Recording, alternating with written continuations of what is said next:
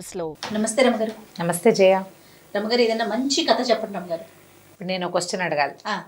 నాకు తెలుసు అన్ని రోజు మంచివి కదా అని, ఇంకా మంచిది చెప్పండి ఈరోజు. నానావిధ భక్తులు, ఒక్కొక్కళ్ళకి భక్తి భగవంతుడిని తెలుసుకోవటం విధానాలు వేరుగా ఉంటాయి కదా. కొంతమంది ఏంటంటే ఇది భగవంతుడని, దీనికి ప్రచండమైన శక్తి ఆయనకు ఉందని, ఆయన వల్లే ప్రపంచం నడుస్తోందని అర్థమవుతూ ఉంటుంది. మనకు తెలుస్తుంది. భగవత్ శక్తిని గ్రహించగలుగుతారు వ్యక్తులు. కొంతమంది గ్రహించరు, కానీ ఏదో నమ్మకంతో నడిచిపోతూ ఉంటారు. తెలుసుకోవటం ఒక విధానం, తెలియకపోయినా ఆ ఎవడో ఒకడు ఉన్నాడులే ముందు అన్న ధోరణిలో వెళ్ళిపోవటం ఇంకో విధానం. దానికి సంబంధించిన ఒక కథ చెప్తాం. పూర్వం మగధ దేశానికి దగ్గరలో ఒక గురుకులం ఉండేదట. ఈ గురుకులంలో ఏంటంటే అప్పట్లో ఆ గురుకులం చాలా ప్రఖ్యాతిగా చెందిందనమాట. మామూలుగా ఏదో పిల్లాన్ని తెచ్చి చేర్చేయడం కాదు. ఓహో, వాళ్ళు టెస్ట్ చేసి తీసుకునేవాళ్ళు. ఎంట్రన్స్ టెస్ట్ ఉండేది ఖచ్చితంగా. ఈ మగధ వంశానికి రాజగురువుగా ఉన్నాయనే, రాజగురువు ఎవరో ఆయనే ఈ గురుకులాన్ని నడిపేవారు. రాజుగారి దగ్గర నుంచి వీళ్ళకి సందర్భాలు సంబారాలు అన్నీ వచ్చేవి. ఆయన ఇక్కడ అప్పుడప్పుడు, అంటే ఇక్కడ ఎక్కువగా ఉండి అప్పుడప్పుడు రాజధానికి కూడా వెళ్ళొస్తుండేవాడు, రాజగురువు కాబట్టి. అయితే రకరకాల టెస్టులు పెట్టేవాళ్ళు. ఎన్ని టెస్టులో వచ్చిన ప్రతి పిల్లాడికి అసలు ఏ విషయంలో వీడికి ప్రజ్ఞ ఉందో తెలుసుకునే చేసేవాళ్ళు అనమాట. ఆ కాలంలో ఇలా జరిగేదట. ఒకవేళ ప్రజ్ఞ లేదనుకో పిల్లాడికి ఏ విషయంలోనూ, వాడి కులవృత్తిలోనే మెల్లిగా తండ్రుల వెనకాలే పెట్టేవాళ్ళు.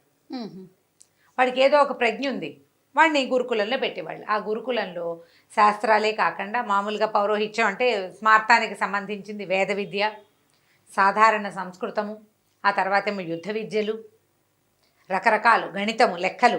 వాళ్ళు రేపొద్దున దీనిలాగా గుమస్తాలుగా దానిగా పనికొచ్చేవాళ్ళు అనమాట. అకౌంటెన్సీ అలాంటి వేరు విభాగాలు ఉండేవి. అన్ని విభాగాలకి ఏదో ఒక సంఖ్యాపరమైందో ఇంకో పరమైందో ఒక ప్రశ్నలు ఖచ్చితంగా ఉండేవి. అయితే కొంతమంది తిరిగి వెళ్ళిన పిల్లల్ని ఏం చేసేవాళ్ళు, రాజుగారు వాళ్ళు ఊరికే దిగులు పడకుండా ఏదో వాళ్ళకి 10 పావలా ఇచ్చి ఇళ్ళకెళ్ళి వాళ్ళ తాలూకు సొంత పని చేసుకునేలాగా, లేదా అతి కొద్ది మందిని రాజుగారి దీంట్లో ప్రాపకంలో ఉంచుకుని అక్కడే ఆ వాకిట్లో ఏదో చిన్న పొన్న పని చేస్తూ వాడు బతకాలి. ప్రజలని వదిలిపెట్టే రోజులు కావవి. వాళ్ళు ఏడుస్తారని వదిలేవాళ్ళు కాదు. నిరుద్యోగం అస్సలు ఉండేది కాదు. ఒక వయసు వచ్చిన పిల్లవాడు, చదువుకోవాల్సిన పిల్లాడు ఏదర్ చదవాలి, లేదా వృత్తి విద్య నేర్చుకోవాలి, లేకపోతే ఏదో ఒక పని చేసుకోవాలి. ఆ పని వాడికి నేర్పాలి, నిదానంగా నేర్చుకుంటారు. ఇలాంటి విధానం నడిచేది. మనం ఇది అవలంబిస్తే ఎంత బాగుంటుందో కదా. అద్భుతం కదా రమగారు. పాతకాలం స్వర్ణయుగము, ఇంకో యుగము అని. అయితే జనాభా సంఖ్య తక్కువ కదండి, అది ఒకటి క్యాలిక్యులేట్ చేసుకోవద్దు. ఇప్పుడు మన జనాభా సంఖ్య ఎంతమంది కానీ మనం ఉద్యోగాలు కానీ లేకపోతే ఇలాంటి భద్రత కానీ కల్పించగలుగుతుంది ప్రభుత్వం. అప్పుడు ఇలాంటి చదువులు కానీ ఇలాంటి ఉద్యోగాలు కానీ ఆనాడు ఉన్నాయా?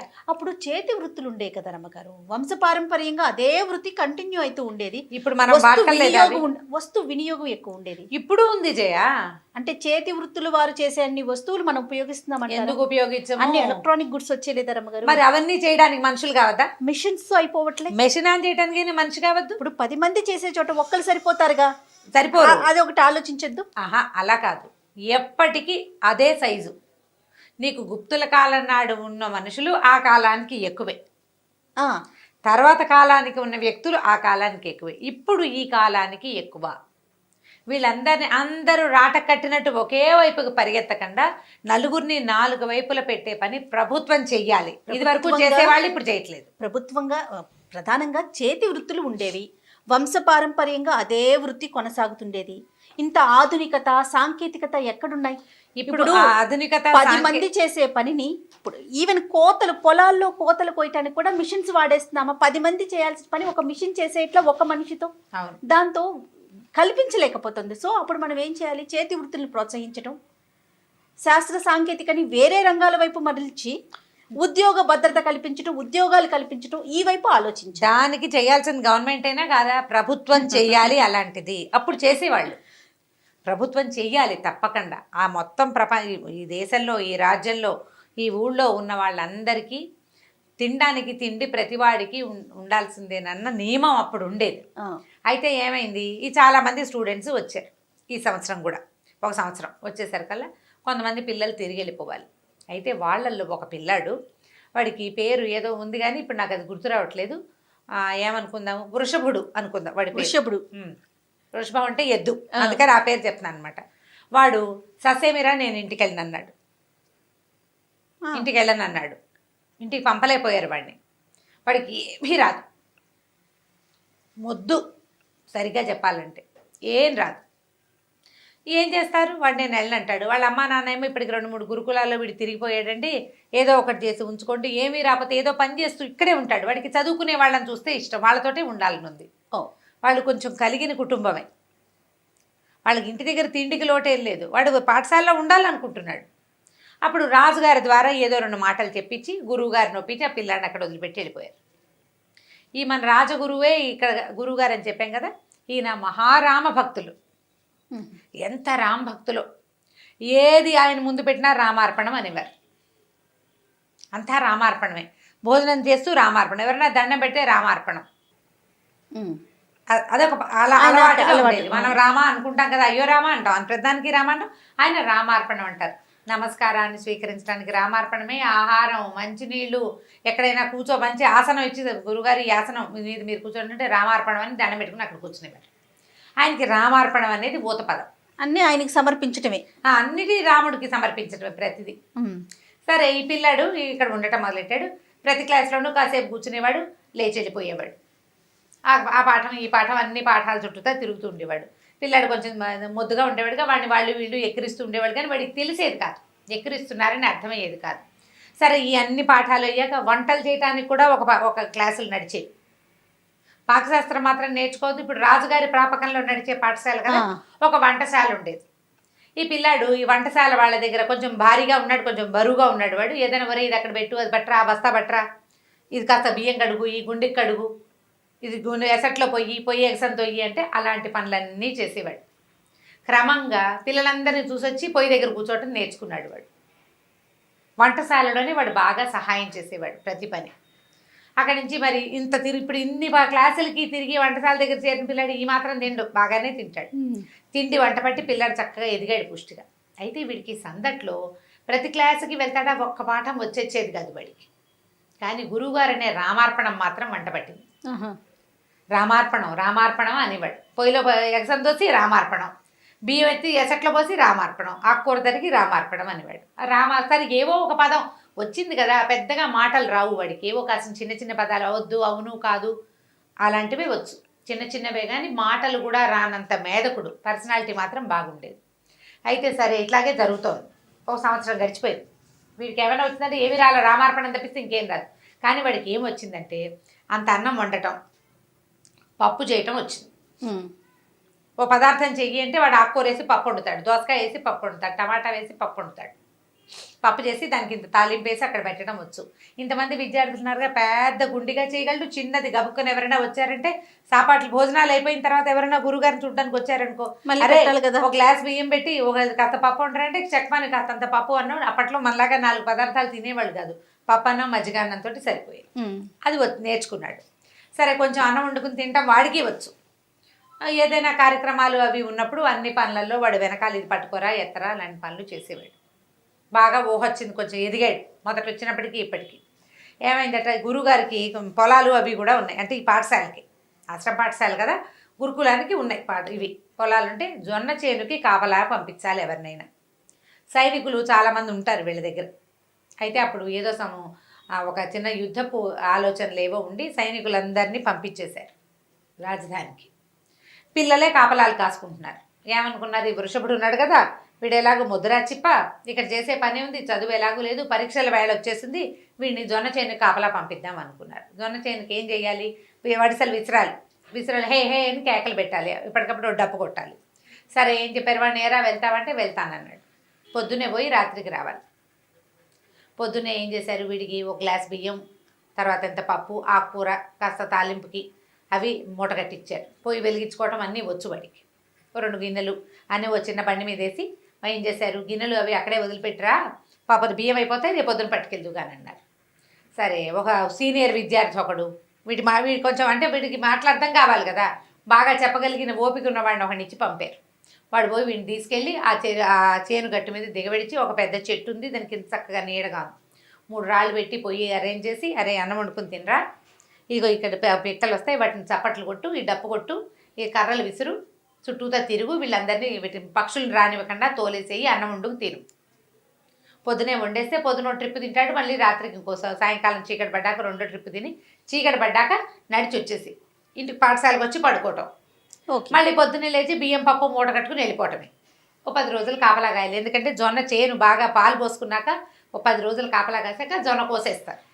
ఈ 10 రోజులు కాపలా పిల్లాడిని పంపాలి. బాగానే ఉంది. సరే వెళ్ళాడు పొద్దున, మర్నాడు అది తీసుకెళ్ళాడు, అన్నీ ఏర్పాటు చేసి సీనియర్ విద్యార్థి ఇంటికి వచ్చేసాడు, పాఠశాలకు వచ్చేసాడు. రాత్రికి వీడు వెనక్కి వచ్చి పడుకున్నాడు. పడుకుని దగ్గరకు వచ్చినప్పుడు వంటశాల ఏర్పాట్లు చేయడానికి ఒక ఆయన ఉండేవాడు, ఒక సూపర్వైజర్. ఒక మనిషి బియ్యం చాలలేదండి, మరి కాసిన బియ్యము పప్పు ఇవ్వండి అని అడిగాడు. నేనేమనుకున్నాను, సరేలే మనం ఏదో అందాజుగా ఇచ్చాము, వాడికి ఏం సరిపోతుంది, పిల్లాడు కొంచెం ఎదిగాడు కదా అని ఏం చేశారు, ముందు రోజు ఇన్ని బియ్యం ఇచ్చారు, మర్నాడు అన్ని బియ్యం ఇచ్చారు. పప్పు కూడా 2 గుప్పెళ్ళు ఎక్కువ వేశారు, 2 ఆకుకూర కట్టలు ఎక్కువ వేశారు, తాలింపు దినుసులన్నీ పెంచారు, చిన్న చిన్న మూటలు కట్టేసి పెట్టేశారు. ఆ మూటలు పుచ్చుకుపోయాడు మర్నాడు పొద్దున. మర్నాడు రాత్రి వచ్చేసాడు. మరి బియ్యం అన్నం చాలలేదండి కావాలన్నాడు. ఇది పరిపాటాలేక ఎక్కువ తింటున్నాడు ఏమిటో వీడు, ఆ మాత్రం బియ్యం ఇచ్చాను, అంతకంటే ఏం తింటాడు, చిన్న వెధవా, ఇంతకు చేసి వాడికి 15-16 ఏళ్ళు, అంతకంటే ఏం తినేస్తాడు అనుకున్నాడు. 3వ రోజు కూడా పెద్ద మూట కట్టారు. 4వ రోజు కూడా మళ్ళీ అడిగాడు, సరిపోలేదు అని. ఎవడైనా దొంగ వెధ వచ్చి వీడి దగ్గర తినేస్తున్నాడా, ఇంత తింటమేమిటి. 5వ రోజు కట్టించుకున్నాడు. వాడికి ఆయనకి ఆ సూపర్వైజర్కి విసుగు పుట్టింది. సూపర్వైజర్కి విసుగు పుట్టింది. అరే సరిపో అన్నెందుకురా నీకు అని కసిరాడు. అయ్యో చాలటం లేదండి నిజంగాను అన్నాడు.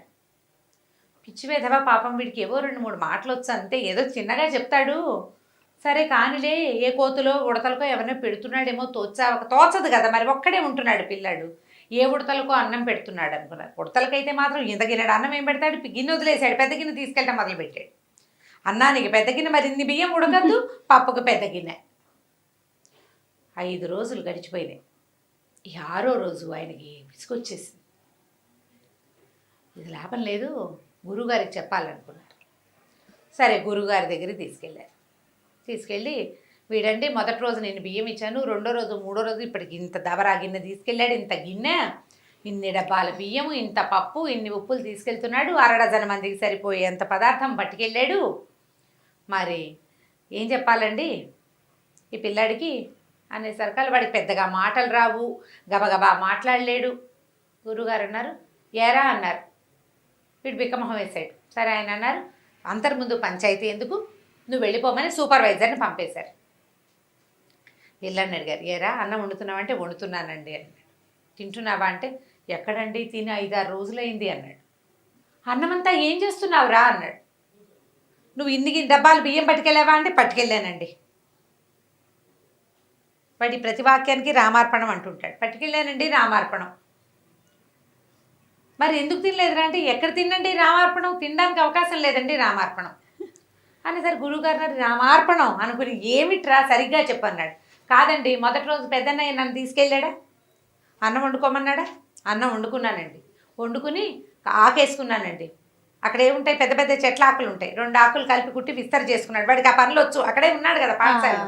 ఆకేసుకున్నానండి, నేల శుద్ధి చేశాను, ఆకేసుకున్నాను, అన్నం పప్పు వడ్డించుకున్నానండి, రామార్పణం అని దండ పెడుతుంటే ఒక ఆయన వచ్చాడండి. రామార్పణం ఒక ఆయన వచ్చాడు. ఆయన అన్నం పెడతావా నాకేనా అన్నాడు. అనేసరికల్లా మరి ఎవరికైనా అన్నం పెట్టమని నేర్పించారు కదా, పాఠశాలలో వాడికి నేర్పించిన విద్య ఏంటి, ఎవరికైనా పెట్టి తినాలి. వాడికి రెగ్యులర్ ప్రాక్టీస్ అది, వాడంతటి వాడు కంచం పెట్టుకుని అన్నం తినకూడదు. మరి ఇప్పుడు మేధకుడైన పిల్లవాడికి చెప్పాలి కదా, ఏదో ఒకటి నేర్పాలి. వీళ్ళు ఏం చేశారు, అన్నం పప్పు వండటంతో పాటు ఎవరికైనా పెట్టి తినడం అలవాటు చేశారు. ఆయన వచ్చాడండి, అక్కడ ఎవరు లేరు, ఎవరికి పెట్టినా అని చూశాను, రామార్పణం ఎవరికి పెట్టను అని అనుకుంటే ఆయన వచ్చాడు. సరే వచ్చాడు కదా అని రామార్పణం ఆయనకి పెట్టానండి. ఆయన తినేశాడు. ఆయనే తిన్నాడండి మొత్తం, నాకు చాలలేదు. ఆయన తిన్నాక నాకు ఆకలి లేదండి, ఆయన వెళ్ళిపోయాడు. 2వ రోజున ఆయన వస్తాడేమోనని 2 డబ్బాలు బియ్యం పట్టుకెళ్ళా. మళ్ళీ వండుకున్నానండి రామార్పణం, ఆకేసుకున్నానండి, 2 ఆకులు వడ్డించానండి, ఆయన కూడా వస్తాడని. రామార్పణం వడ్డించాక ఆయన వాళ్ళ ఆవిడ్ని తెచ్చాడండి. ఆవిడకి ఎంత బాగుందో, భలే బాగుందండి ఆవిడ. రామార్పణం ఎంత చక్కగా ఉందో. ఇద్దరు కలిసి అన్నం తినేశారండి రామార్పణం. నాకు ఆకలి లేదు, నేను తినలేదు, కానీ నాకు ఆకలి లేదు. 3వ రోజున 3 డబ్బాలు పట్టుకెళ్ళాను బియ్యం.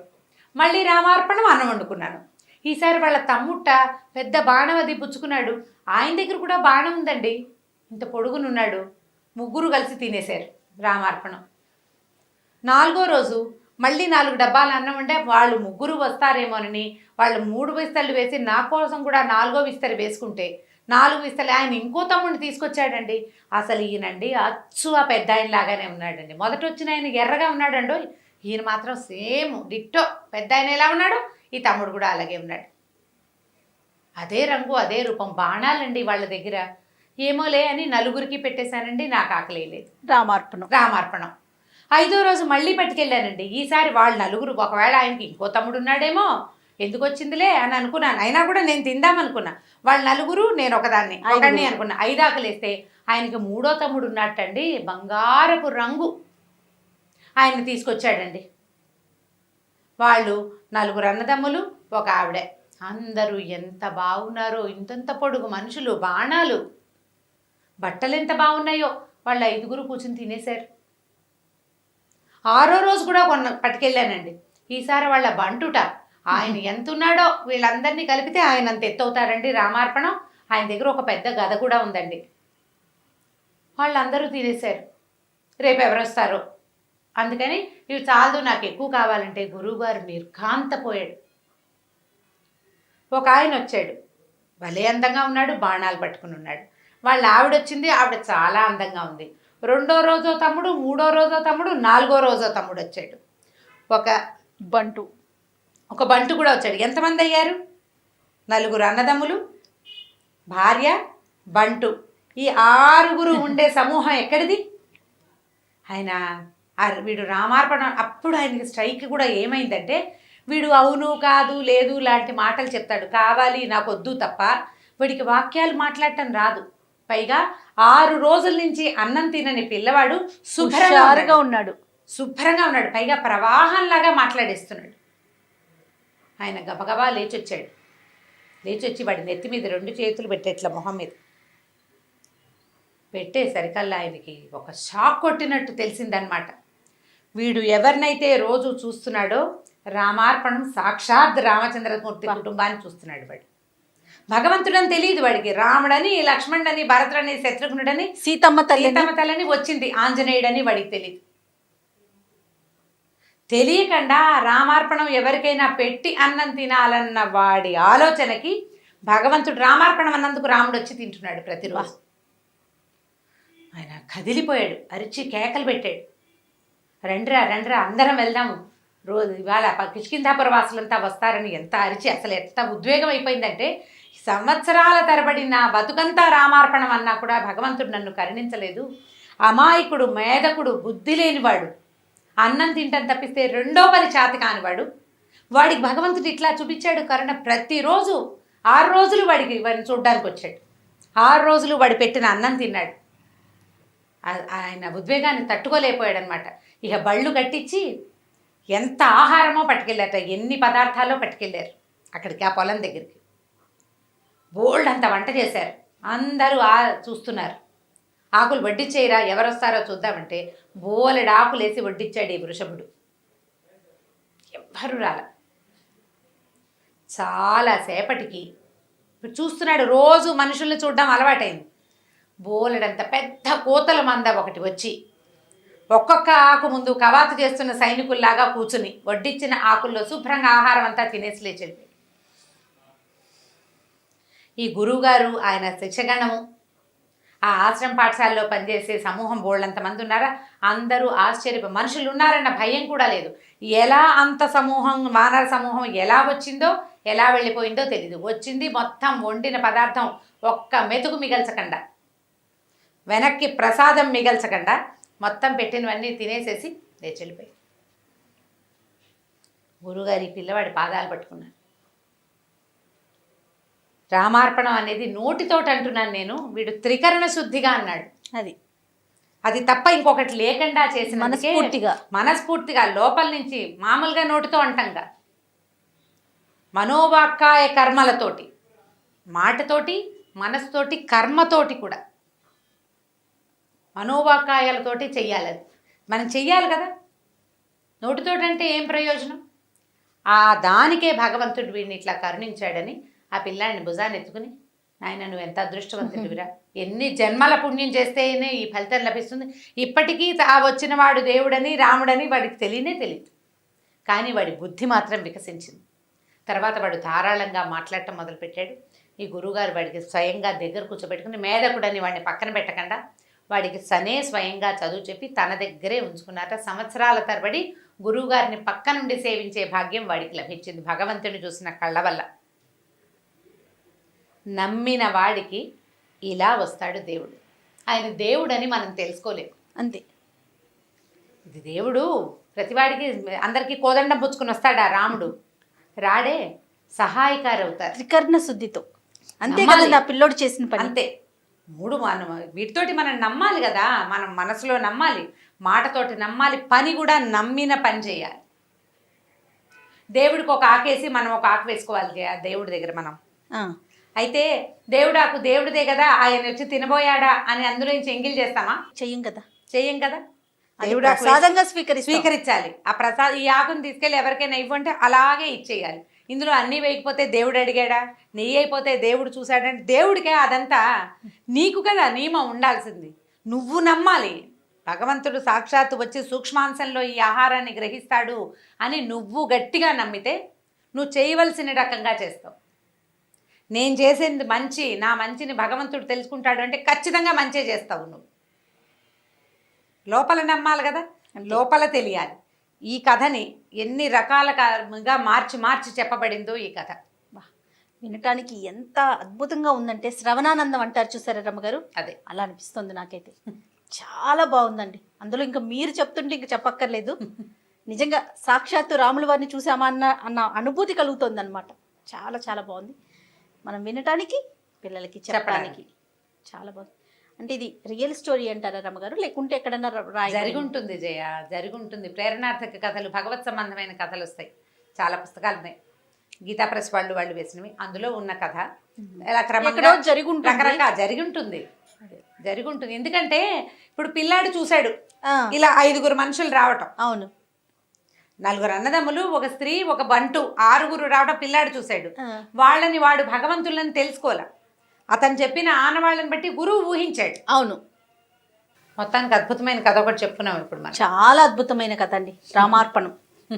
చాలా చాలా బాగుంది రమ్మగారు. రెగ్యులర్గా కొంచెం ఇలాంటి స్టోరీస్ ఎక్కడున్నా వెతికి తీసి మా అందరికీ అందించండి మీరు. తప్పకుండా. ఓకే రమ్మగారు, నమస్తే. నమస్తే జయ.